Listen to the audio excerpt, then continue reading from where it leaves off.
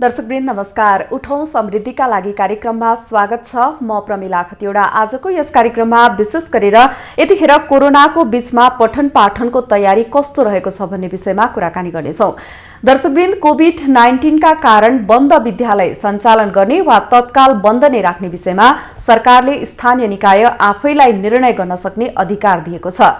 शिक्षा मन्त्रालयले विद्यालय सञ्चालन सम्बन्धी कार्यढाँचा 2077 पनि जारी गरेको छ। यस्तो अवस्थामा अवस्था मूल्याङ्कन गरेर स्थानीय सरकारले नै निर्णय गर्न सक्ने व्यवस्था गरेको छ। संक्रमणको जोखिम बढ्दै गएपछि गत चैतदेखि बन्द रहेका देशभरका सबै प्रकारका शिक्षण संस्था खोल्ने कि बन्द नै गर्ने भने यतिखेर दुविधा देखिएको छ। दर्शकवृन्द, यतिखेर शैक्षिक सत्रको समयावधि सकिनै लाग्दा अब विद्यार्थीको भविष्य कतातिर जान्छ? हामी यस विषयमा केन्द्रित भएर कुराकानी गर्न गइरहेका छौं। यतिखेर हाम्रो सम्पर्कमा हामीसँग हुनुहुन्छ एनप्याप्सनका केन्द्रीय महासचिव सुभाष नेउपाने हुनुहुन्छ भने यसैगरी हामीसँग नागार्जुन नगरपालिकाको उपमेयर सुशीला अधिकारी पनि जोडिने प्रयासमा हुनुहुन्छ। सँगसँगै सूर्यविनायक नगरपालिकाकी उपमेयर जुना बस्नेत पनि जोडिने प्रयासमा हुनुहुन्छ भने विश्वनिकेतन माध्यमिक विद्यालयका प्रमुख हेरम्ब राज कडेल पनि प्रत्यक्ष सम्पर्कमा आइसक्नु भएको छ। यहाँहरूलाई कार्यक्रममा स्वागत छ। धन्यवाद। नमस्ते। तपाईहरुको यो स्क्रिन अलिकति ओपन भएन। हजुर, हामीलाई देखिराख्नु भएको छ? सुभाष, हामीले चाहिँ यहाँलाई देखिरहेका हुन्छौं, यहाँले चाहिँ हामीलाई देख्न सक्नुहुन्न। हामीले हाम्रो स्वर त सुनिराख्नु भएको छ? आवाज एकदम प्रष्ट सुनिरहेको छु। हजुर सुभाष, मैले कार्यक्रमको सुरुवातमै यहाँलाई प्रश्न सोध्न चाहे। यतिखेर कोभिड-19 को कारणले गर्दा विद्यार्थीहरूको पठन पाठन भविष्य अन्योलता जस्तो देखिरहेको छ। यही अवस्थालाई मध्यनजर गर्दै सरकारले विद्यालय सञ्चालन सम्बन्धी मापदण्ड 2077 पनि ल्याएको छ। अब यो 2077 ल्याएसँगै यहाँहरूले विद्यालय सञ्चालन गर्ने नगर्ने या सरकारको निर्देशन पालना गर्ने नगर्ने के कस्तो तयारी गरिराख्नु भएको छ? धन्यवाद। धेरै राम्रो प्रश्न तपाईले राख्नु भएको छ। अहिलेको समसामयिक विषयमा अहिले विद्यालयहरू यो कोभिड-19 का कारणले नेपाल अधिराज्यभरि नै पूर्ण रूपमा सञ्चालन हुन नसकेको अवस्था हो र यो अधिकार अहिले यो विद्यालय सञ्चालन सहजीकरण निर्देशिका 2077 पनि आयो, मापदण्ड पनि आयो। यो दुईटै कुराले स्थानीय निकायलाई अधिकार दिएको अवस्था हो। अब स्थानीय निकायलाई अधिकार दिँदा कतिपय स्थानीय निकायले यो विषयमा निर्णय गर्न सकेको छ र कतिपयले निर्णय गर्न सकेका छैन। अब निर्णय गर्ने आधार एउटा संक्रमितको संख्या कस्तो छ भन्ने आधारमा गरे होला। जस्तो काठमाडौँ महानगरपालिकाले अहिलेसम्म निर्णय गर्न नसकेको अवस्था हो। विद्यालय सञ्चालन गर्ने वा नगर्ने भन्ने विषयमा काठमाडौँ महानगरपालिकाले अहिलेसम्म गर्न सकेका छैन। काठमाडौँ भ्याली भित्रको केही नगरपालिकाले विद्यालय सञ्चालन गर्न सक्ने भनेर त्यो निर्णय गरिसकेका अवस्था छ र आउट अफ भ्याली अरू जिल्लाहरूमा थुप्रै अहिले विद्यालयहरू सञ्चालनमा छन्। तर अहिले कोभिड-19 को संक्रमितको संख्या पनि बढिरहेको अवस्था हो र अब मृत्युदर अहिले बढिरहेको, अझ संक्रमित भन्दा पनि मृत्युदर अहिले एकदमै बढिरहेको अवस्था हो। यसमा मैले के अनुरोध गर्छु भने पहिलो कुरा त हामीले शिक्षाको संवेदनशीलतालाई हामीले बुझ्नुपर्छ। त्यो संवेदनशीलता भने के हो भन्नुहुन्छ भने मानव जीवनको घाँस बाँस र कपास पछाडिको चौथो आवश्यकता भने शिक्षा, अनि विकासको आधार स्तम्भ भने पनि शिक्षा। यस्तो संवेदनशील विषयमा एउटा कङ्क्रिट डिसिजन गभर्नमेन्टले गर्न नसकेको अवस्था हो। हामीले पहिला पनि अनुरोध गभर्नमेन्टलाई के गरेका थियौँ भने विद्यार्थीहरू यसरी एउटा शैक्षिक सत्र खेर जानु भनेको उसको व्यक्तिगत हिसाबले, विद्यार्थीको व्यक्तिगत हिसाबले त एउटा ठुलो क्षति हो। त्यो मात्रै होइन कि समग्र मुलुककै समग्र राष्ट्रकै एउटा ठुलो क्षति हुन्छ। त्यसकारण हामी जोनिङ गरौँ, रेड ग्रिन र येलो एन्ड ग्रिन यसरी जोनिङ गरौँ। जहाँ संक्रमितको संख्या एकदमै बढी छ त्यहाँ विद्यालय सञ्चालन गर्न हामी सक्दैनौँ र जहाँ ग्रिन एरिया येलो एरियामा हामीले हेरेर त्यसको आधारमा कसरी सञ्चालन गर्न सक्छौँ, शिफ्टिङ सिस्टममा या त त्यो हेल्थ प्रोटोकललाई कम्प्लिट मेन्टेन गरेर हामी त्यसको रुल्सहरू बनाउँ र स्कुल सञ्चालन गरौँ भनेर हामीले धेरै पटक माननीय शिक्षा मन्त्रीजीलाई अनुरोध पनि गर्यौँ र मलाई लाग्छ यो एउटा कङ्क्रिट डिसिजन गभर्नमेन्टले गर्न सकेन। विद्यालय सञ्चालन सहजीकरण निर्देशिका एकपटक निकाल्यो, स्थानीय निकायलाई दियो, अहिले मापदण्ड निकाल्यो। अब यसले स्थानीय निकायलाई दिँदा स्थानीय निकायले पनि निर्णय गर्न नसकेको अवस्था हो र एउटा अर्को फेरि समस्या के छ भन्नुहुन्छ भने एउटा त्रसित मानसिकता, दुई किसिमको हजुर सुभाषजी, यतिखेर सरकारले त अब त सञ्चालन गर्न सक्ने अधिकार दिइसकेपछि अब यहाँहरू चाहिँ सञ्चालन गर्न सक्ने अवस्थामा हुनुहुन्छ कि हुनुहुन्न त? हामीले सञ्चालन हुनुपर्छ भन्ने मान्यता पनि राख्छौँ है। अब गभर्मेन्टले गरिसकेपछि पनि स्थानीय निकायलाई अधिकार दिएको छ नि त। 753वटा यो स्थानीय निकायहरू जो छ अब उसले निर्णय गर्नु पर्यो। महानगरपालिकाले अहिलेसम्म काठमाडौँ महानगरपालिकाले निर्णय गर्न सकेको अवस्था छैन, कतिपय नगरपालिकाले गरिसकेका छ। हामी त्यो सुरुदेखि भन्दै आएको विद्यालय जहाँ ग्रीन एरिया हो जोनिङ गरेर विद्यालय सञ्चालन हुनुपर्छ भन्ने मान्यता राख्या हो होइन। अब किनभने शैक्षिक सत्र खेर जानुहुन्न भन्ने मान्यता हो। तर अहिले कतिपय ठाउँमा वैकल्पिक विधिका माध्यमबाट कक्षाहरू सञ्चालन भइरहेछ, कतिपय ठाउँमा यो भर्चुअल क्लासहरू पनि भएको छ। तर सबैलाई समेट्न सकेको अवस्था होइन। फिजिकल्ली जति इफेक्टिभ हुन्छ टिचिङ लर्निङ, यसरी भर्चुअलका माध्यमबाट वैकल्पिक विधिका माध्यमबाट त्यो इफेक्टिभ हुँदैन। त्यसकारण यो विषयमा पनि हामी संवेदनशील हुनु पर्थ्यो, तर हामी संवेदनशील त्यति हुन नसकेका अवस्था हो। तर विद्यालय सञ्चालन हुनुपर्छ भन्ने हामी मान्यता राख्छौँ। तर हामीले हेल्थ प्रोटोकललाई एकदमै मेन्टेन गर्न सकेनौँ भने अहिले यो कोभिड-19लाई सामान्य आकलन पनि गर्न सकिँदैन। किनभने म तपाईँलाई उदाहरण दिन्छु, म पनि कोभिड पीडित हुँ। भर्खरै म 10 दिन 15 दिन भयो, मैले साह्रै दुःख पाएँ। 15 दिनसम्म मलाई ज्वरो आयो र मेरै घरको मेरै ठुलो दाइ कोभिडबाट नै उहाँको मृत्यु भयो है। झन्डै 15 दिन आज 20-25 दिन भयो है। त्यसले गर्दाखेरि अब यसलाई सामान्य आकलन पनि गर्न सकिँदैन। जसरी लाल बुझकड़हरूले कोभिड केही होइन भनेर पनि मिडियामा दिनुभएको छ, त्यसरी पनि होइन। र फेरि स्वास्थ्य मापदण्ड चाहिँ पहिलो प्राथमिकता रहेको छ। एकदमै social distancing, physical distancing maintain गर्ने कुरा, मास्क लगाउने कुरा, अनि यो सेनिटाइजरहरू प्रयोग गर्ने कुराहरू, अनि फ्रिक्वेन्टली हात धुने कुराहरू, यो कसैले वास्तै गरेका छैन। यसलाई एकदम सामान्य फेरि पनि उसले मात्रै यसलाई अलिकति सिरियसली लिइरहेछ जस्तो मलाई लाग्छ। सुभाषजी, फेरि पनि म यहाँसँग जोडिन्छु। यतिखेर हामीसँग सम्पर्कमा आउनुभएछ विश्व निकेतन माध्यमिक विद्यालयका प्रमुख हेरम्ब राज कडेल पनि प्रत्यक्ष सम्पर्कमा आउनुभएको छ। उहाँलाई मैले स्वागत गर्न पनि चाहे। नमस्कार, धन्यवाद। हजुर, यतिखेर निजी विद्यालयहरूले पठन पाठन हाम्रो वैकल्पिक माध्यमबाट पढाइरहेको अवस्था पनि छ। यहाँहरू सरकारी विद्यालयहरूको अवस्था चाहिँ के छ? यहाँहरूले चाहिँ कसरी अगाडि बढाइराख्नु भएको छ? हजुर, यो अत्यन्तै महत्त्वपूर्ण जिज्ञासाको लागि धन्यवाद। हामी सामुदायिक विद्यालयहरूले पनि अब यो जब 2076 साल चैत्र 11 गतेदेखि नेपाल चाहिँ पुरै लकडाउन बन्दबन्दीमा भइसकेपछि अनि हामीले अब हाम्रा सबै शिक्षकहरूको लागि आइसिटी फ्रेन्डली हुनको लागि भनेर हामीले अनलाइनबाट पठन पाठन गर्नको लागि भनेर हामीले तालिम दियौँ। तालिम दिइसकेपछि हाम्रा शिक्षकहरू सबै ट्रेन हुनुभयो र हामीले 2076 साल चैत्र 21 गतेदेखि नै टाबीको कक्षा 11-12 का विद्यार्थीहरूको लागि जुम प्रविधिबाट हामीले पठन पाठन गर्न सुरु गर्यौँ।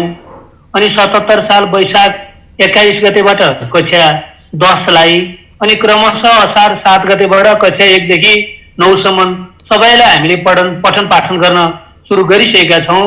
र अहिले स्वाभाविक रूपमा एउटा कालो बादलमा पनि चाँदीको घेरा हुन्छ भने जस्तो हाम्रो एउटा शिक्षण सिकाइ क्रियाकलाप र यो शिक्षा क्षेत्रमा चाहिँ हामी ढिलो चाँडो प्रविधि मैत्री अर्थात् यो आइसिटीमा हामी जानै पर्थ्यो, अनलाइन पठन पाठनमा जानै पर्थ्यो भने हामी हिचकिचाइरहेका थियौँ र हामी त्यसमा गइसकेका थिएनौँ। त्यसकारण अहिले यो कोरोनाले धन आर्थिक सामाजिक क्षेत्रलाई डामाडोल बनाए तापनि शिक्षा क्षेत्रमा शिक्षकहरूले विद्यार्थीहरूलाई प्रविधि भनेर सिकाउने र त्यसमा जोडिनको लागि चाहिँ किसिम सिक्ने अवसर पनि प्राप्त भएको छ। र अब इज बेटर देन नथिङ भने जस्तो अब अहिले सबै विद्यार्थीहरू त यो अनलाइनको पहुँचमा छैन। जस्तै हामी निकेतन एउटा सामुदायिक विद्यालयको कुरा गर्ने हो भने हामी कहाँ कक्षा 11-12 तर्फ अहिले करिब 1800 हाम्रा विद्यार्थीमा 90% विद्यार्थीहरू अहिले अनलाइनबाट पठन पाठनमा जोडिएका छन्।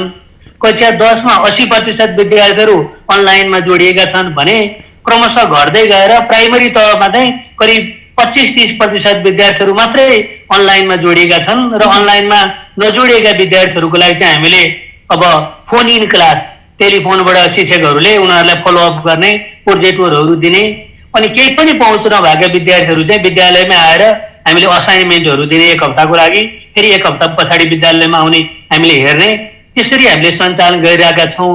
र अब देशको राज्य पक्ष सरकार पक्षबाट चाहिँ यो शिक्षा भनेको जुन देशमा शिक्षालाई पहिलो प्राथमिकतामा राखेको छ ती देशहरू चाहिँ हरेक विकास निर्माण सामाजिक रूपान्तरण आर्थिक रूपान्तरणमा छलाङ मारेका छन् र नेपालमा पनि शिक्षामा सरकारले पहिलो प्राथमिकता दिनुपर्नेमा चाहिँ त्यति दिइरहेको हामी पाउँदैनौँ। हजुर, म फेरि पनि यहाँसँग जोडिन्छु। अहिलेको लागि फेरि पनि मैले सुभाष सरसँग प्रश्न सोध्न चाहे। जस्तो लामो समय भयो शैक्षिक क्षेत्र बन्द केही अवस्थामा छ भनौँ, लगभग यतिखेर शैक्षिक सत्र नै खेर जाने अवस्थामा पनि पुगिसकेको अवस्थामा छ। यो बीचमा ग्रामीण क्षेत्रका केही विद्यालयहरू पनि सञ्चालन भइरहेका छन्, सहर केन्द्रित विद्यालयहरू पनि प्रविधि मार्फत सञ्चालन भइरहेको अवस्था पनि छ। सरकारी विद्यालयहरू ठप्प हुँदा निजी लगानी भएका विद्यालयहरू जुन प्रविधि मार्फत पढाउँदाखेरि चाहिँ यो विद्यार्थीहरूलाई मनोवैज्ञानिक असर पर्छ कि पर्दैन? यो यस्ता डिजास्टरहरू कहिलेकाहीँ यस्ता चुनौतीहरू अवसरको रूपमा पनि आउने गर्छन्। अहिले सरले पनि यो कुरा राख्नु भएको छ। यो समाज परिवर्तनको संवाहकको रूपमा पनि बन्न सक्छ। अब यतातिर त अब धेरैको मृत्यु भएको छ, अब यसले विश्व अर्थतन्त्रमा प्रभाव पारेको छ। यसरी हेर्दाखेरि त अब धेरै प्रभाव छ र पनि हामीले कसरी लिन्छौँ यसलाई भने यसले त्यसरी प्रभाव पार्छ भन्ने कुरालाई हामीले विश्वास गर्दैनौँ। तर सबैलाई समेट्न नसकेका कुरो मात्रै हो। अहिले भर्चुअल क्लासका माध्यमबाट शिक्षण सिकाइका गतिविधिहरू एकदमै इफेक्टिभली चलेको पनि छ। जस्तो मेरै स्कुलको कुरा गर्नुभयो, म जस्तै अरू थुप्रै स्कुलहरू जहाँ काठमाडौँको क्यापिटल सिटीमा र जिल्लाको डिस्ट्रिक्ट लेभलको क्यापिटल सिटीमा एकदम इफेक्टिभली चलेको छ। तर इन्टरनेटको एक्सेस छैन, डिजिटल डिभाइसहरू पर्याप्त छैन र टिचर्सहरू टेक्नो फ्रेन्डली हुनुहुन्न। त्यो भएको कारणले सबैलाई समेट्न नसकेका कारण त्यो त एउटा स्कुलले गर्न सक्ने कुरा होइन, सरकारले गर्न सक्ने कुरा हो। तर अब समस्या के छ भन्नु चाहिँ यसले अब यो क्लासहरू नहुँदा लामो समयसम्म बच्चाहरू एउटा सीमित घेराभित्र यसरी वञ्चित भएर बस्दा यसले बाल मनोविज्ञानमा मनोसामाजिक असर चाहिँ निकै ठुलो असर पर्छ। अब देख्नुभयो होला अहिले पनि धेरै बच्चाहरूले सुसाइड गरेको अवस्था छ। धेरै अब एडोलेसेन्स एजको बच्चाहरूले, थुप्रै प्युबर्टी एजको बच्चाहरूले धेरैले अहिले सुसाइड गरेको अवस्था पनि छ। किनभने एउटा सीमित घेराभित्र एउटा त्यो एजको बच्चालाई यसरी लामो समय राख्दा त्यसले मनोविज्ञानमा उनीहरूको मनोसामाजिक र बाल मनोविज्ञानमा एउटा ठुलो प्रभाव पार्छ। त्यो त हो, तर यो डिजिटल र भर्चुअल क्लासले त्यसरी प्रभाव पार्ने त होइन, तर आँखामा यसले केही प्रभावहरू पार्छ। तर जसरी फिजिकल्ली स्कुल लेभलको, मैले हायर एजुकेसनको कुरा गरेन, हायर एजुकेसनमा धेरै प्रभावकारी हुन्छ यो भर्चुअल क्लासहरू, तर स्कुल लेभलको एजुकेसनमा भर्चुअल क्लासहरू त्यति इफेक्टिभ चाहिँ होइन। जसरी फिजिकल्ली बच्चाहरू उपस्थित भएर पढ्दा इफेक्टिभ हुन्छ त्यति इफेक्टिभ चाहिँ हुँदैन। र पनि अप्सनको रूपमा अहिले धेरै स्कुलले बडा बेस्ट वेमा यो क्लासहरू सञ्चालन गर्नुभएको छ। त्यसको उदाहरण म पनि हो। मैले वैशाख 10 गतेदेखि स्कुल सञ्चालन गरेको भर्चुअल विधिका माध्यमबाट फ्रिक्वेन्टली पेरेन्ट्ससँग मिटिङ गरिरहेको छु। एकदमै इफेक्टिभ छ भन्नुभएको छ। बच्चाहरू पनि सुभाष, फेरि पनि यो विषयमा यहाँसँग जोडिन्छु। यतिखेर हाम्रो सम्पर्कमा सूर्य विनायक नगरपालिकाकी उपमेयर जुना बस्नेत पनि सम्पर्कमा आइसक्नु भएको छ। जुनाजी, स्वागत छ यहाँलाई। हजुर, हस्, नमस्कार। यहाँहरूलाई धेरै धेरै धन्यवाद। हजुर जुनाजी, अहिले स्थानीय तहलाई विद्यालय सञ्चालनको अधिकार दिएको छ। अब अहिले यहाँहरूले मोडालिटी चाहिँ के गर्दै हुनुहुन्छ, के कस्तो तयारी गर्दै हुनुहुन्छ, के छ अवस्था? हामीले स्कुलको यो निजी स्कुलको सन्दर्भमा यो अभिभावकहरूले फी कति तिर्ने, स्कुलले फी कति लिने भन्ने सन्दर्भमा एक खालको छलफल भइसकेको छ। हामीले तयारी गरेर राखेका छौँ। र अर्को भनेको चाहिँ अब सूर्य विनायक नगरपालिकाले आफ्नो नगरपालिकामा भएको शैक्षिक संस्थालाई चलाउनको लागि के कस्तो माइन्ड मेकअप बढाएर अगाडि बढेका छौँ भन्ने कुरा भन्दा पनि हामी हाम्रो सिङ्गो उपत्यकाको नगर यो 18वटै नगरपालिका फोरम मेयर फोरम समिति छ र यो उपत्यकामा शैक्षिक संस्था चलाउनको लागि के कस्तो हामीले चाहिँ अवनत्व अपनाएर अगाडि बढायौँ भने साँच्चीकै यो कोरोनाबाट हाम्रा बालबालिकाहरूलाई कसरी जोगाएर चाहिँ शैक्षिकमा उहाँहरूलाई पठाउन सकिन्छ भन्ने खालको एक खालको छलफल चाहिँ हाम्रो भइरहेछ। उनीहरूको पनि मिटिङ आज भोलि मिटिङ बस्दैछन् र हाम्रो पनि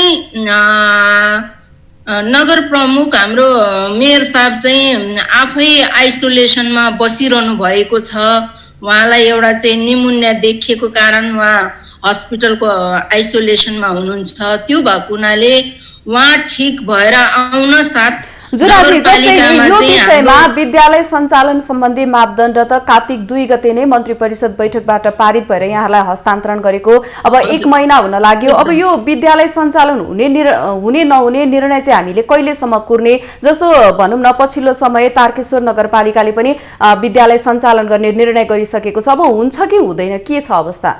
यस्तो छ, हाम्रो नगरपालिकामा अहिले हामीले PCR को दायरालाई बढाउँदै अगाडि बढेका छौँ। झन्नै 8000 व्यक्तिहरूको PCR गर्दाखेरि झन्नै 2400 व्यक्तिहरू चाहिँ कोरोना संक्रमित हुनुभएको छ हैन। त्यो भएको हुनाले झन्नै 17-18 जना चाहिँ हाम्रो बितिसक्नु भएको छ हाम्रो नगरपालिकामा। अब हामी अझै पनि नगरपालिकाको कुरा गर्नुहुन्छ भने अझै पनि यो 90 यो उसको भाइरसको चाहिँ कोभिड-19 को भाइरसले चाहिँ अझै नै सूर्यविनायक नगरपालिकामा आक्रान्त बनाएको छ र यति बेला हामीले स्कुल लगाइहाल्छौँ भनेर भन्दा पनि अब एउटा चाहिँ हामीले स्कुल लगाउँला एक किसिमले मानौँ, भोलि बाइचान्स कुनै बच्चामा स्कुलबाट चाहिँ संक्रमित फैलियो भने चाहिँ त्यसको जवाबदेही को हुन्छ?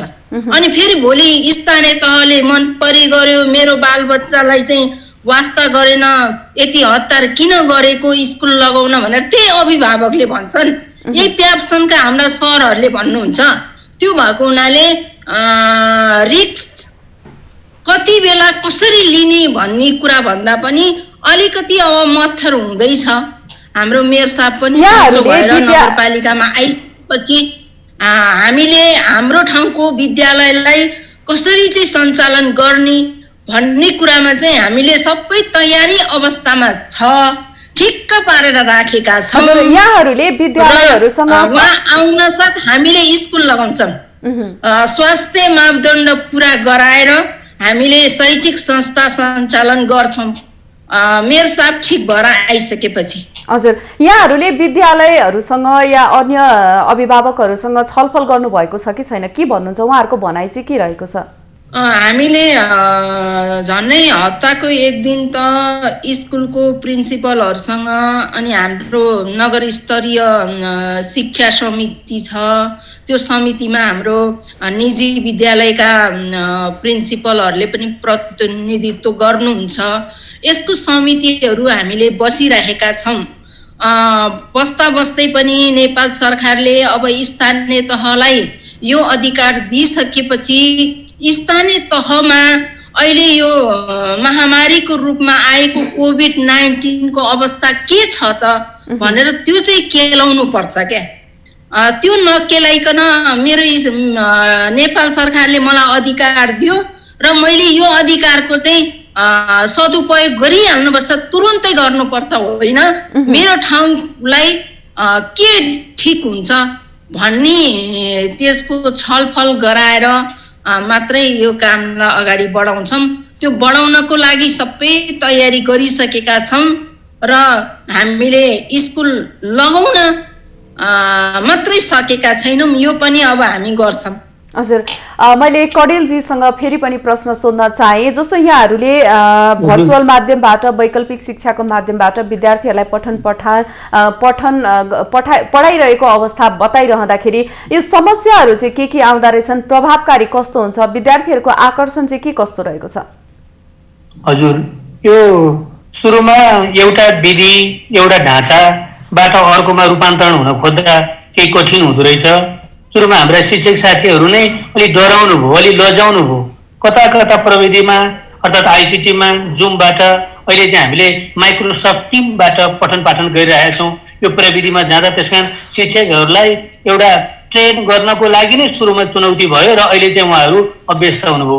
त्यसपछि विद्यार्थीहरू पनि जो अब कतिपय अभिभावक विद्यार्थीहरूसँग यो अनलाइनबाट पढ्नको लागि उहाँहरूसँग डेस्कटप छैन, ल्यापटप छैन, ट्याब्लेट छैन, स्मार्टफोन छैन, त्यो समस्याहरू छँदैछन्। स्मार्टफोन भएका व्यक्तिहरूलाई पनि प्रविधिसँग जोडिनको लागि पनि समस्या भयो। र त्यसपछि अब अहिले अझै पनि धेरै विद्यार्थीहरू यो पहुँचमा हुनुहुन्न। अहिले अब यो अनलाइनबाट हामी पठन पाठन गरिरहेछौँ, यो पहुँचमा हुनुहुन्न र कतिपय विद्यार्थीहरू हामी त अनलाइनमा जोडिन सकेनौँ, लौ हामी त अब फेल हुन्छौँ होला, हामी त माथिल्लो कक्षामा कक्षोन्नति हुँदैन होला भनेर चिन्ता पनि मानाएको थियो र उहाँहरूलाई हामीले विश्वस्त बनायौँ। जब जहिले आम्ने सामने अर्थात् फेस टु फेस कक्षा लिन सक्ने स्थिति हुन्छ सबै हामी यो कुराहरू दोहोऱ्याउँछौँ तपाईँहरूलाई भनेपछि उहाँहरू अलिकति ढुक्क मान्नुभयो, नत्र भने फेरि अर्को मनोसामाजिक परामर्श र अर्को चाहिँ भनेदेखि मानसिक रूपमा तनाव हुने स्थिति पनि हामीले सुरुमा पाछौँ र त्यसपछि हामीले अभिभावकहरूलाई पनि हामीले जुम मार्फत चाहिँ भनेदेखि बैठकहरू बस्यौँ र उहाँहरूलाई पनि हामीले परामर्श दिने कामहरू गऱ्यौँ र यिनै चुनौतीहरू हुन्। कतिपय यो स्मार्टफोनहरू यो चाहिँ हामी भर्चुअल एजुकेसनका लागि यो दूर शिक्षाका लागि साधनहरू छैन, साधन हुने व्यक्तिहरूसँग पनि अब इन्टरनेटको पहुँच छैन, इन्टरनेटहरू लागे पनि त्यो किन्न सक्ने चाहिँ भनेदेखि क्षमता छैन। यस्ता कुराहरूको चुनौतीका बावजुद पनि अब अहिले पछिल्लो चरणमा चाहिँ हामीले एउटा परीक्षा नै लिइसकेका छौँ हामीले अनलाइनबाट। कस्टम लिइसकेपछि चाहना भयो भने बाहना आफै भाग्ने रहेछ भन्ने कुरा चाहिँ परीक्षा भइसकेपछि त्यो बाहना न्यू बनाउने जुन विद्यार्थीहरू पनि फेरि यो अनलाइनको कक्षामा जोडिन आए। त्यस कारण यो हामीले अब सोच हामीले अलिकति राम्रो बनायौँ भने स्रोतहरू त्यत्तिकै जुड्दो रहेछ भन्ने कुरा अब हामीले यो पाएका छौँ, गरेर देखेको छ। हजुर सुभाषजी, अब विद्यालय कसरी सञ्चालन गर्ने, सञ्चालन गर्दाका चुनौतीहरू के छन्, यहाँहरू बीच जुन मिटिङ भइरहन्छ बेला बेलामा यसको के निष्कर्ष आउँछ? अब चुनौतीहरू त अब कोभिड-19ले एउटा त्रसित मानसिकता अहिलेसम्म पनि छ। मैले पहिला पनि भने यो अब केही लाल बुझक्कडहरूले यो कोभिड केही होइन भन्ने कुरा पनि गलत हो र जसरी मिडियाहरूले एकदमै डरलाग्दो हाउगुजीको रूपमा कोभिडलाई देखाउनु भएको छ त्यो पनि गलत हो। यो दुईटै कुरा गलत हो म भन्छु। चुनौतीहरू थुप्रै छन्। अहिले विद्यालय सञ्चालन भए पनि अब पेरेन्ट्सहरूले त्यस्तो विश्वास गरेर पठाउन सक्ने अवस्था चाहिँ अझै बनिसकेको अवस्था होइन, किनभने थुप्रै मान्छेहरूको मृत्यु भइरहेछ। तर कुरो के हो भन्नुहुन्छ भने यो शैक्षिक सत्र खेर जान दिनु हुँदैन र सबैलाई इन्टरनेटको एक्सेस, डिजिटल डिभाइस र सबै स्कुलहरूमा टिचर्सहरू टेक्नो फ्रेन्डली नभएको कारणले वैकल्पिक विधि र भर्चुअल क्लासहरू इफेक्टिभ नभएको कारणले फिजिकल्ली स्कुल लगाउन सक्नुपर्छ र त्यो भने के हो भने जोनिङ गर्नुपर्छ। हामीले जहाँ अब सङ्क्रमितको सङ्ख्या एकदमै कम छ त्यस्तो एरियामा स्थानीय निकायले सबै कुरालाई मूल्याङ्कन गरेर विद्यालय सञ्चालन गर्न सक्छ। जहाँ सङ्क्रमितको सङ्ख्या अलिक बढी छ त्यसलाई चाहिँ अलिकति रोक्न सक्छ र पनि हामीले के गर्न सक्छौँ भने यो हेल्थ प्रोटोकललाई मेन्टेन गरेर स्कुलहरूले त्यो कुरालाई मेन्टेन गरेर थोरै समय धेरै समय एकैपटक गर्दा त्यसले अलिकति अप्ठ्यारो पार्न सक्छ। अहिले कम्तीमा पनि 3 घण्टासम्मको क्लासहरू हेल्थ प्रोटोकललाई मेन्टेन गरेर हामी सिफ्टिङ सिस्टममा अब बिहानमा हामीले केही समय प्राइमेरी अनि त्यो पछि लोवर सेकेन्डरी एकैपटक त हामी त्यो फिजिकल डिस्टेन्स त मेन्टेन हुन सक्दैन। यो सबै कुरालाई मेन्टेन गरेर गऱ्यौँ भने स्कुल चाहिँ सञ्चालन हुन सक्छ र गर्नु पनि पर्छ, किनभने लामो समय यसरी बालबालिकाहरू शिक्षाबाट वञ्चित, शिक्षण सिकाइका गतिविधिबाट वञ्चित भयो भने त्यसले बाल मनोविज्ञानमा निकै ठुलो प्रभाव पार्छ, मनोसामाजिक प्रभाव पनि एकदमै हुन्छ। मैले पहिला पनि भने धेरैले सुसाइड पनि गरिसक्यो। यसरी एउटा सीमित घेराभित्र यो एजको बच्चालाई एडोलेसेन्स एज र प्युबर्टी एजको बच्चालाई यसरी राख्नु पनि हुँदैन। त्यसकारण अब चुनौतीहरू त धेरै छन्, तर विद्यालय अब सञ्चालन गर्नेतिर हामी लाग्नुपर्छ, किनभने भ्याक्सिन पनि अब सुरु नै भइसक्यो। युरोपको कति कन्ट्रीहरूमा त आजबाट इन्जेक्सन लगाउन र त्यो भ्याक्सिन लगाउन नै सुरु गरिसक्यो। अब लगभग तपाईँको 15वटा कम्पनीहरूले त तेस्रो ट्रायल फेज कम्प्लिट गरेर त्यसको इफेक्टिभनेस पनि मूल्याङ्कन गरेर WHO ले स्वीकृति दिएर अगाडि बढिसकेको अवस्था हो। अब भ्याक्सिनमा सरकारले चाँडै अब यसको विकल्पमा भ्याक्सिनमा अगाडि बढ्नु पर्यो। अब थुप्रै कम्पनीहरू छ, थुप्रै कम्पनीहरू अगाडि बढेका छ, थुप्रै कम्पनीको प्रोडक्सन अगाडि बढेका छ। अब छिट्टै सम्पर्क राखेर भ्याक्सिनहरू दिन सक्यो भने अनि सबैले एउटा जुन डर हो, जुन त्रसित मानसिकताबाट बाहिर आउन सक्छ र स्मुथली स्कुल रन हुन सक्छ, त्योतिर सरकार अब एकदमै लाग्नुपर्ने हुन्छ जस्तो मलाई लाग्छ।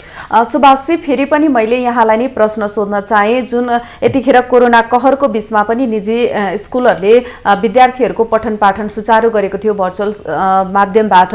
अब यो अवस्थामा यहाँहरूले जुन निजी स्कुलले चाहिँ पैसा खानकै लागि मात्रै भनेर यस्तो कुराहरू पनि आइरहेको आरोपहरू पनि रहेको छ र विद्यार्थीहरूलाई स्कुल पठाउँदै नपठाएको अवस्थामा पनि स्कुलको फीहरू लिने, शिक्षकलाई तलब खुवाउनुपर्छ भनेर विभिन्न बहानामा विद्यार्थीलाई अभिभावकहरूलाई टर्चर दिने कुराहरू पनि आइरहेको छ नि, यसलाई चाहिँ कसरी हेर्न सकिन्छ?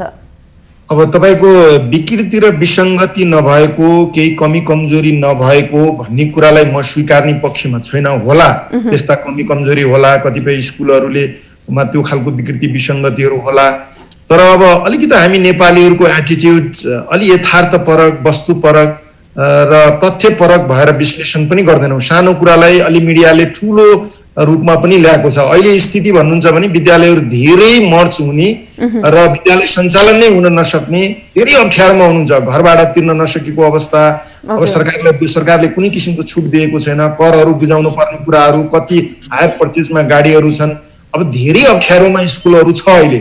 अब कति विद्यालय सञ्चालकहरू त अब म अगाडि बढ्न नसक्ने भनेर पनि घोषणा गरिसकेको अवस्था छ। कति स्कुलहरू मर्च भइरहेको अवस्था पनि छ।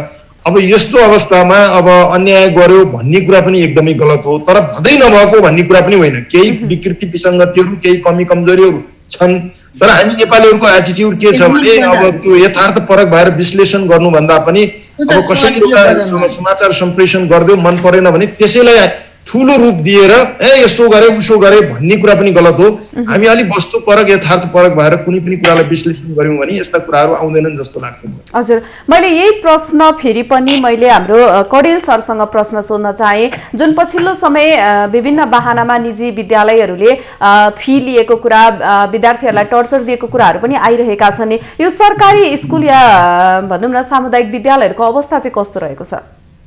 हजुर, हामीमा अब विद्यालयतर्फ 1 देखि 10 सम्म चाहिँ पूर्ण रूपमा निःशुल्क नै छ र अभिभावकहरूको भेलाबाट उहाँहरूको सहमतिमा केही आर्थिक सहयोगको रूपमा जस्तै कक्षा 1, 2, 3 मा वर्षभरिमा 1200 रुपियाँ र कक्षा 9, 10 मा वर्षभरिमा 2725 रुपियाँ लिन्छौँ र 11, 12 मा चाहिँ न्यूनतम हामी शुल्क लिन्छौँ।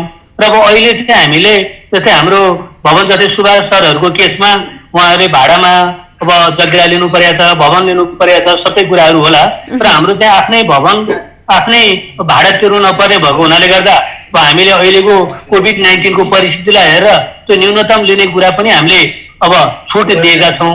साथसाथै अब अभिभावकहरूमा चाहिँ सबै कुरा अब यो आर्थिक समस्या भएको हुनाले गर्दाखेरि विद्यालयले इन्टरनेटको लागि पनि एउटा डाटा किनेर दियोस् भन्ने पनि उहाँहरूको अपेक्षा छ, तर त्यो चाहिँ हामीले दिन सकेका छैनौँ। र अब क्रमशः हेर्नुहोस् म्याडम, अब अहिले नेपालको संविधान 2072ले अहिले 23वटा अधिकारहरू स्थानीय तहलाई दिएको छ। कक्षा 12 सम्मको सम्बन्धन दिनेदेखि सम्पूर्ण शैक्षिक अनुगमन गर्ने पनि अधिकार स्थानीय तहलाई दिएको छ। र अब अहिले भर्खरै जुन अब विद्यालयमा जुन विद्यार्थी अब यो विद्यालय अब सञ्चालन सम्बन्धी कार्य ढाँचा 2077 अहिले सरकारले जारी गरेको छ र बिस्तारै अब फेस टु फेसमा पनि अध्यापन गर्नको लागि चाहिँ स्थानीय तहलाई अधिकार दिएको छ। नेपालमा करिब 3000 जति विद्यालयमा 25 जना भन्दा कम विद्यार्थी रहेछन्, करिब 15000 विद्यालयमा 100 जना भन्दा कम विद्यार्थी रहेछन् भने ती विद्यालयहरूमा भौतिक दूरी, सामाजिक दूरी, के दूरी र त्यो अपनाएर पनि पढाउँदा हुन्छ। काठमाडौँ भित्रको कोर एरिया हामीमा जस्तै 3100 विद्यार्थी छन्। हामीमा अहिले यसपालि पनि गत वर्षभन्दा विद्यार्थी बढ्यो, हेर्नुहोस् विद्यार्थी हामी घटेन। तर यो ठाउँमा हो भने जस्तै आज काठमाडौँ महानगरपालिका शिक्षा विभागले आज चाहिँ फेस टु फेस पढाउहरूको लागि बैठक बसाउनु भएको छ र यहाँबाट पनि अब क्रमशः आम्ने सामने कक्षा सञ्चालन गर्नको लागि के हुन्छ भन्ने कुरा चाहिँ स्थानीय तहले योजना बनाउँदैछ। र एउटा हामीलाई आधार चाहिँ के भयो भने कक्षा 12 को हाम्रो 700 जना विद्यार्थीहरूको परीक्षा अस्ति हामीले बोर्ड परीक्षा सम्पन्न गर्यौँ। अहिले कक्षा 11 को हाम्रा 900 जना विद्यार्थीहरूको जाँच हामीले परीक्षा लिइरहेका छौँ। त्यसै गरी अस्ति गङ्गालाल हस्पिटलले 1000 जना स्टाफ नर्सको लागि यही मङ्सिर 13 गते हाम्रो विश्व निकेतन केन्द्रमा परीक्षा सञ्चालन गर्यो। त्यस्तै गरी अब यो 18, 19, 20 3 दिन लोकसेवा आयोगले असयहरूको लागि पनि परीक्षा विश्व निकेतन केन्द्रमा सञ्चालन गर्यो। यसो हुँदा हाम्रो मनोबल आधार त्यहाँ अलिकति बढ्दै गएको छ र अब बिस्तारै सधैँ एउटा बाहना बनाएर पनि हुँदैन। अब बिस्तारै चाहिँ फेस टु फेसमा जानुपर्छ। हेर्नुहोस्, किनभने अब रोगले भन्दा पनि मान्छे भोकले मर्ने भयो। अब यो कोरोनासँग सङ्घर्ष गर्दै लड्दै मिट्दै अब कक्षा लिनुपर्छ भन्ने तर्फ चाहिँ माहौल बनिरहेको छ। हजुर, मैले फेरि पनि जुनाजीसँग प्रश्न सोध्न चाहे। जस्तै यहाँहरूकै मातहतमा रहेका निजी विद्यालयहरूले यहाँहरूकै निर्णय नमानेको अवस्था पनि रहेको छ। निजी विद्यालयले विभिन्न बहानामा स्कुल नगएको विद्यार्थीको पनि फी उठाएको कुराहरू पनि आएको छ भने यति बेला निजी स्कुलले कलेजले व्यापक रकम ठग्यो भनेर अभिभावकहरू आन्दोलनमा गएको अवस्था पनि रहेको छ। यस्तो अवस्थामा यहाँहरूले अनुगमन गर्नुभएको छ कि छैन? के छ अवस्था? विद्यार्थीहरूको भविष्य यसरी अन्यलमा पार्न मिल्छ र? हजुर, मैले सुभाषजीसँग जोडिन चाहे, यही प्रश्न हजुरलाई गर्न चाहे। यही विषयमा तपाईँले कुरा राख्नुभयो। अब जस्तो एउटा कुरा मलाई के लाग्यो भने नियमित रूपमा भर्चुअल क्लास भइरहेको स्कुलमा पनि अहिले धेरै थोरै अब उहाँहरू पनि अप्ठ्यारो, अभिभावक पनि अप्ठ्यारोमा हुनुहुन्छ। कतिपय बेरोजगार बन्नु भएको छ, व्यापार व्यवसाय बन्द भएको अवस्था छ, अब तिर्न नसकेको अवस्था छ। नियमित रूपमा क्लास सञ्चालन भइरहेको स्कुलमा त तिर्न नसकेको अवस्था छ, दिनुभएको छैन। मेरै स्कुलमा 50% भन्दा माथिले फी तिर्नु भएको छैन भनेपछि अब क्लासै नलिएको विद्यार्थीहरूले झन् कसरी पैसा तिर्यो होला र त्यो पेरेन्ट्स, क्लास नलिएको पेरेन्ट्सले कसरी गएर तिर्नु होला? यो भ्रमित कुराहरू गर्नु हुँदैन। मलाई जहाँसम्म लाग्छ यस्तो भएको छ जस्तो लाग्दैन, किनभने हामी सङ्गठनमा छौँ। हरेक स्कुलको नेपाल अधिराज्य पूर्व मेचीदेखि पश्चिम महाकाली कसरी अहिले चलिरहेछ भन्ने कुरो हामी कन्ट्याक्टमा छौँ, प्रिन्सिपलहरूसँग हामी कुरा गरिरहेका हुन्छौँ।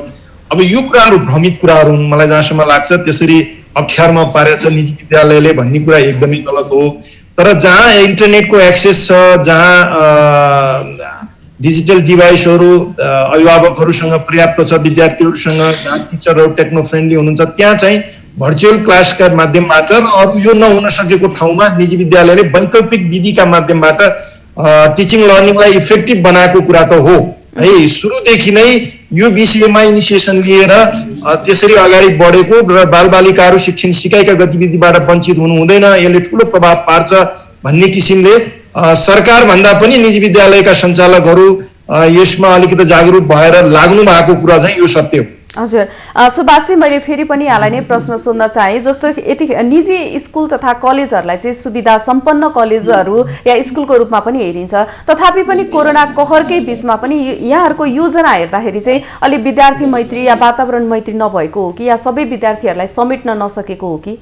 अब विद्यार्थी मैत्री भन्नाले अहिले फिजिकल्ली स्कुल सञ्चालन लामो समयसम्म हामीले गर्न सकेनौँ। अब लगभग झन्डै 4 महिना त लकडाउनमै हामी बस्नु परेको अवस्था अब सबैलाई विदितै छ र यो सहज वातावरण हामीले बनाउन नसक्या भन्ने कुरालाई त मैले विश्वासै गर्दैन हैन।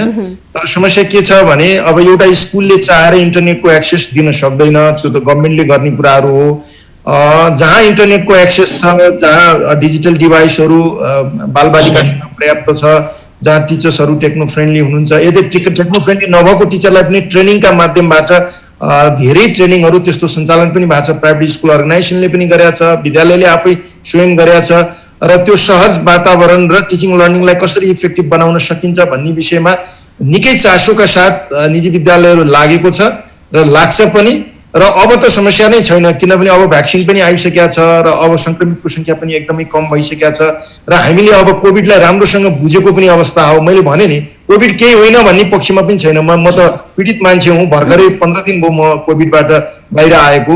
मेरो ठुलो दाइ नै बित्नुभयो कोभिडका कारणले, मैले पहिला पनि भने। अब यसलाई सामान्य आकलन पनि गर्न सकिँदैन र हेल्थ प्रोटोकललाई मेन्टेन गरेर अब चाहिँ बालबालिकाको शिक्षण सिकाइबाट वञ्चित चाहिँ गर्नु हुँदैन र यसलाई बिस्तारै जहाँ संक्रमितको संख्या कम छ त्यसलाई सञ्चालन गर्नुपर्छ र अरू ठाउँमा पनि हेल्थ प्रोटोकललाई एकदमै राम्रोसँग मेन्टेन गर्यो भने हामी सञ्चालन गर्न सक्ने अवस्थामा छौँ र विद्यालय सञ्चालन हुनुपर्छ भन्ने हाम्रो मान्यता हो। हजुर, मैले फेरि पनि कडेलजीसँग प्रश्न सोध्न चाहे। जस्तोखेरि सामुदायिक विद्यालय र निजी विद्यालयमा शिक्षाको गुणस्तरमा अलिकति भिन्नता पाइन्छ भनेर भनिन्छ। यो निजी स्कुलसँग कम्पिटिसन गर्ने वातावरण हुन नसक्नुको कारण चाहिँ के देख्नुहुन्छ यहाँले? अब अत्यन्तै सान्दर्भिक कुरा यहाँले राख्नुभयो। अब सामुदायिक विद्यालयले पनि उम्दा तरिकाले अर्थात् अब्बल शैक्षिक गुणस्तर दिएका पनि छन्, तर यति हो कि मार्केटमा त्यसलाई सेल गर्न सकिएको छैन। र यहाँ सामुदायिक विद्यालयले चाहेर पनि प्रयास गर्दा गर्दै पनि कैयौँ ठाउँ राज्यको दूरदराजहरूमा अहिले स्रोत र साधनहरू पर्याप्त मात्रामा दिएको छैन। शिक्षकहरूको विद्यार्थी र शिक्षकको अनुपात अत्यन्तै अब धेरै, अब यो प्राथमिक शिक्षकले माध्यमिक शिक्षकका विषयहरू पढाउनु परिरहेछ अनि कतिपय विद्यालयहरूमा विषयका शिक्षकहरू नै छैनन्। माध्यमिक तहको प्राथमिक तहको शिक्षकहरूले माध्यमिक तहको गणित, विज्ञान, अङ्ग्रेजी जस्ता विषय पढाउन परेका अवस्थाहरू छन्। अनि शिक्षकहरू खाली भयो कुनै कारणले अवकाश भएर, अनिवार्य अवकाश तथा स्वैच्छिक अवकाश, विभिन्न कारणले कक्षा खाली हुन जाँदा फेरि अर्को शिक्षक त्यहाँ पदपूर्ति गर्नको लागि लामो समयहरू लाग्ने, अनि माथितर्फबाट सरकारी निकायहरूबाट अब त्यसमा अनुगमनहरू नहुने, अनि कतिपय विद्यालयहरूमा अब एउटा शैक्षिक प्रतिबद्धता, गुणस्तरीयता दिन्छु भन्ने कुरा प्रतिबद्धताको पनि अलिकति खाँचो, यी धेरै कारणहरूले गर्दा सामुदायिक विद्यालयहरूमा अलिकति निजीहरूसँग प्रतिस्पर्धा गरेर अगाडि बढ्न सकेका छैनन्। तथापि अब हामी लगायत धेरै विद्यालयहरूले चाहिँ अब निजी विद्यालयहरूलाई समेत पछि पारेको अवस्थाहरू पनि छन्। अब यसमा चाहिँ राज्यले जसरी सरकारले नेपालमा करिब 35,000 विद्यालयहरूमध्ये 29,000 सामुदायिक विद्यालय र 6,000 प्लस संस्थागत विद्यालय अर्थात् निजी विद्यालयहरू छन् भने त्यो सामुदायिक विद्यालयहरूलाई अब अलिकति राज्यले बजेटमा, जस्तै अहिले देशको करिब 11% मात्रै बजेट अब यो विद्यालयको लागि शिक्षामा छुट्याइएको छ भने त्यसलाई कम्तीमा पनि करिब 25% बनाउनु पर्छ भनिन्छ। त्यो बढाएर र निजी विद्यालयहरूले पनि देशमा वास्तवमा शैक्षिक स्तरहरू शिक्षा प्रदान गर्नमा एउटा महत्त्वपूर्ण कोसे ढुङ्गा नै एउटा साबित गरिरहेका छन् भने निजी क्षेत्रलाई पनि अहिलेको कोभिड-19ले प्रभाव पारेको अवस्थामा अलिकति सपोर्ट गरिदिने, फाइनेन्सियल सपोर्ट गरिदिने, अर्थात् अलिकति सुलभ ब्याजमा कर्जाहरू उपलब्ध गराउने गर्ने सामुदायिक विद्यालय चाहिँ रिसोर्सफुल बनाउने हो भने अब देशको यो शैक्षिक गुणस्तर, शिक्षा उपलब्धि साँच्चै नै बढ्छ जस्तो लाग्छ।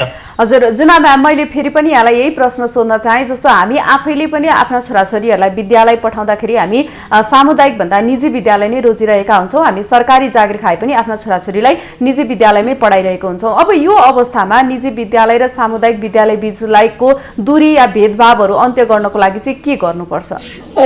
धन्यवाद। खास भन्ने हो भने सूर्यविनायक नगरपालिका यस्तो एउटा नगरपालिका हो, सबैभन्दा पहिला हामी निर्वाचित भएर आउन साथ हाम्रो नगरपालिकामा भएको 39वटा सामुदायिक विद्यालय, झन्नै 52वटा संस्थागत विद्यालयहरू छन् र सामुदायिक विद्यालयमा अध्ययनरत गर्ने विद्यार्थीहरू किन कम छन्, यो किन यस्तो भइरहेको छ भनेर हामीले चाहिँ सङ्घको कानुन बाजिनी गरी जे पर्ला गरेर अगाडि बढ्नुपर्छ भनेर हामीले सबै सामुदायिक विद्यालयमा व्यवस्थापन समिति, पहिलाको भएका व्यवस्थापन समितिलाई भङ्ग गरेर नयाँ व्यवस्थापन समिति बनायौँ, ताकि अहिले केही गर्छु भनेर जनप्रतिनिधिहरू आउनु भएको छ, ती जनप्रतिनिधि आफै व्यवस्थापन समितिमा बस्ने र हाम्रो जति पनि सामुदायिक विद्यालयहरू छन् त्यो सामुदायिक विद्यालयमा विद्यार्थीहरू किन आउँदैनन् पढ्नलाई, टिचरहरूको कमजोरीले हो कि व्यवस्थापन समितिको कमजोरीले हो कि अथवा त्यो सामुदायिक विद्यालयमा टोयलेटहरूको व्यवस्थापन नभएको हुनाले हो कि खानेपानीहरूको व्यवस्थापन नभएको हुनाले हो कि भनेर हामीले त्यो खालको कार्यविधि बनाएर हामी आफैले स्कुल सञ्चालन गर्न थाल्यौँ र प्रत्येक टोलमा गएर हामीले अभिभावकहरूलाई राखेर अब हामी तपाईहरूले भोट दिएर जिताएर यो ठाउँमा आएका छौँ, हाम्रो ठाउँको सामुदायिक विद्यालयलाई व्यवस्थित गरेर एकदम राम्रोसँग इङ्ग्लिस, म्याथ, साइन्स यो 3टा टिचरलाई हामी एकदम विषयगत ढङ्गबाट तल क्लासदेखि नै हामी व्यवस्थित गर्छौँ। यहाँहरूले चाहिँ आफ्नो विद्यार्थी, आफ्ना छोराछोरीलाई चाहिँ सामुदायिकमा भर्ना गर्नुपर्छ, यसको प्रतिबद्धता चाहिँ मैले हामी नगरपालिकाबाट तपाईँहरूलाई चाहिँ पुरा गर्छौँ। हामीले यस्तो खालको सामुदायिक विद्यालय बनाएर जान्छौँ, तपाईँहरू निर्धक्क भएर सामुदायिकमा भर्ना गर्नुहोस् भनिसकेपछि झन्नै 10वटा विद्यालय सुकिसकेको, जम्मा 5जना 6जना भएको विद्यालय अहिले 105 जना 200 सम्म विद्यार्थीहरू चाहिँ भर्ना हुनुभएको छ र त्यो किसिमले हाम्रो नगरपालिकाबाट हामी वर्षेनी 2टा नगरसभाहरू सम्पन्न गर्छौँ। एउटा हजुर हामी बजेटको हजुर जुनाजी हामी कार्यक्रमको अन्तिम समयमा आइपुगेका छौँ। नगरपालिकाबाट झन्नै 3 करोड जति त नगरपालिकाले शिक्षा क्षेत्रमा पैसा छुट्याएरै भौतिक पूर्वाधारदेखि लिएर विषयगत टिचर व्यवस्थापन गर्नको लागि नगरपालिका एकदम भरपूर लागेको छ। हामी आउँदाखेरि 39वटा सामुदायिक विद्यालय थिए। हामीले चाहिँ विद्यार्थी एउटा नि नभएको ठाउँमा चाहिँ मर्ज गरेर अहिले 34वटा सामुदायिक विद्यालय बनाएका छौँ। 34वटामा नि अहिले हामीले अब यो कोरोनाले गर्दा यो पालि हामीले त्यस्तो एउटा केही गर्न सकेका छैनौँ, तर त्यसबाट पनि 5वटा जति चाहिँ घटाउन पर्ने हामीले देखेका छौँ। हजुर सुभाषजी मैले सूर्य विनायक नगरपालिकामा घटायौँ भने एकदम राम्रोसँग एकदम व्यवस्थित तरिकाले धेरैभन्दा धेरै विद्यार्थीहरूले चाहिँ अभिभावकहरूले विश्वास गरेर सामुदायिक विद्यालयमा चाहिँ विद्यार्थीहरू पठाउने योजनाहरू चाहिँ बनाइरहनु भएको छ। हजुर सुभाषजी हामी कार्यक्रमको अन्तिम समयमा छौँ। मैले छोटोमा प्रश्न सोध्न चाहे, जस्तो सरकारले सरकारी स्कुलहरूमा शैक्षिक क्षेत्रमा गरेको खर्च चाहिँ किन सदुपयोग हुन सकिरहेको छैन, के देख्नुहुन्छ यहाँले? सबभन्दा ठुलो कुरा त के हो भने अहिलेको शिक्षा भने 21औं शताब्दीको शिक्षा हो। हजुर अब 21औं शताब्दीको शिक्षामा ठुलो रूपान्तरण भइसकेको छ। अब हामीले सबभन्दा यो इफेक्टिभनेसको कुरा गर्ने हो भने सबभन्दा के छ भने टिचर्सलाई, अब टिचर्सहरूले अलिकति अब धेरै त्यस्तो नमुना विद्यालय पनि हुनुहुन्छ, अघि कडेल सरले पनि भन्नुभयो होइन, धेरै व्यवस्थित विद्यालय पनि छ, त्यो समर्पण भाव भएका टिचरहरू पनि थुप्रै हुनुहुन्छ होइन। र कतिपय ठाउँमा त्यस्तो देखिँदैन है, किनभने कुनै पनि देशको शिक्षाको स्तर त्यहाँको शिक्षकको स्तरभन्दा माथि हुँदैन। हामीले जस्तो ट्रेनिङका प्रोग्रामहरू, टिचर्सलाई प्रमोट गर्ने कुराहरू, टिचिङ लर्निङलाई इफेक्टिभ बनाउने कुराहरू यो पनि गर्न सकेका अवस्था छैन। र फिजिकल्ली पनि स्कुलमा कस्तो खालको सुविधाहरू दिनुपर्छ त्यो विषयमा पनि त्यति धेरै ध्यान दिन सकेको अवस्था छैन। अघि पनि भन्नुभयो 11.64 अहिले 1 अरब कति समथिङ 71 करोड अहिलेको बजेट अरब बजेट हो क्यारे। अब त्यो भने पनि अब यस्तो हाम्रो विकासोन्मुख देशहरूमा शिक्षामा हामी पछाडि छौँ, कम्तीमा 20% बजेट शिक्षामा छुट्याइनुपर्छ। अब त्यो पनि हुन नसकेको अवस्था हो। त्यसले गर्दा अहिले काम चलाउ अवस्थाले चलाउँदाखेरि त्यो खालको आकर्षण हुन नसकेका पनि अवस्था हो। र त्यसरी सरकारले पनि अब शिक्षा जस्तो महत्त्वपूर्ण कुरो, देश विकासको आधार स्तम्भ शिक्षा हैन, मानव जीवनको गाँस बाँस कपास पछाडिको चौथो आवश्यकता। मैले फेरि पनि छोटोमा प्रश्न सोध्न चाहे कडेलजीलाई। हजुर हामी कार्यक्रमको अन्तिम समयमा छौँ। छोटोमा मैले कडेलजीलाई फेरि पनि यही प्रश्न सोध्न चाहे, सरकारले शिक्षामा धेरै लगानी गरेको छ, लगानी गरे अनुरूपको उत्पादन हुन सकिरहेको छैन, समस्या चाहिँ के छ, के देख्नुहुन्छ यहाँले? समस्या के हो भने पहिलो कुरो त राज्यको तर्फबाट अब शिक्षामा यत्रो लगानी छ भने यसो अलिकति अनुगमन हुनु पर्यो, प्रभावकारी किसिमले अनुगमन हुनु पर्यो। अर्को कुरो जस्तै सामुदायिक विद्यालयका शिक्षकहरूले आफ्नो बालबच्चा स्वतस्फूर्त रूपमा आफूमा राख्नु पर्यो। जस्तै हामीले अहिले विश्व निकेतनमा सबै म प्र लगायत सप्र हामी शिक्षकको कर्मचारीको बालबच्चा त्यहीँ पढाएको छौँ हेर्नुहोस्। त्यहाँ हामीले निजी विद्यालयलाई रिस गरेर मात्र हुँदैन कि, हामीले राम्रो गुणस्तरीय दिने बनायो भनेदेखि त अनि स्वत रूपमा चाहिँ भनेदेखि अब यो संस्थागत विद्यालयमा सरकारी विद्यालयमा विद्यार्थीहरू पढ्न आइहाल्छ नि, त्यो रिस गर्न जरुरत छैन। त्यस कारण हामी अब कतिपय चाहिँ भनेदेखि हामी स्रोत र साधन चाहिँ भए तापनि हामी आफ्नो मानसिकतामै कमजोरी छौँ। र अर्को कुरा के हो भने सरकारले पर्याप्त मात्रामा स्रोत साधन शिक्षण सामग्री शिक्षकहरूको अब पर्याप्त मात्रामा दरबन्दीको व्यवस्था गरिदिनु पर्यो। विषयगत शिक्षकहरू तहगत शिक्षकहरूको व्यवस्था भनिदिनु पर्यो। शिक्षा क्षेत्र चाहिँ साँच्चै नै एउटा शान्ति क्षेत्र हुनु पर्यो। हेर्नु यसपालि कोभिडले गर्दा लाग्न सकेन छुट्टै कुरा हो, नत्र विद्यालयमा चाहिँ हडताल जुलुस भयो भने सम्पूर्ण मानव ढालको रूपमा आन्दोलनको रूपमा चाहिँ विद्यार्थीहरूलाई प्रयोग गर्ने यस्ता कुराहरू हुनु भएन। र सामुदायिक विद्यालयका शिक्षकहरूले पनि सङ्घ संगठन भन्दै राजनीतिक दलको झोला बोकेर हिँड्ने र विद्यालयको चाहिँ कक्षा कोठामा उपस्थिति नहुने जस्ता किसिमका केही कुराहरू सुनिरहेको छ। त्यो हुनु भएन। यस्तो कुरा भयो भनेदेखि चाहिँ साँच्चै नै अब हामी सामुदायिक विद्यालयको पनि शैक्षिक गुणस्तर अभिवृद्धि भएर हामी निजीसँग पनि प्रतिस्पर्धा गरेर अझै अघि बढ्न सक्ने स्थिति हुन्छ जस्तो लाग्छ। हस्, यहाँहरू तीनैजनालाई आफ्नो अमूल्य समय र संवादको लागि धेरै धेरै धन्यवाद। हामीलाई पनि हस्, यहाँले पनि महत्त्वपूर्ण समय उपलब्ध गराएर हामीलाई कुराहरू राख्ने अवसर दिनुभयो, धन्यवाद। दर्शकवृन्द, कार्यक्रम उठो समृद्धिमा आज हामीले विशेष गरेर कोरोनाको बीचमा पठन पाठनको तयारी चाहिँ कस्तो रहेको छ भन्ने विषयमा कुराकानी गर्यौं।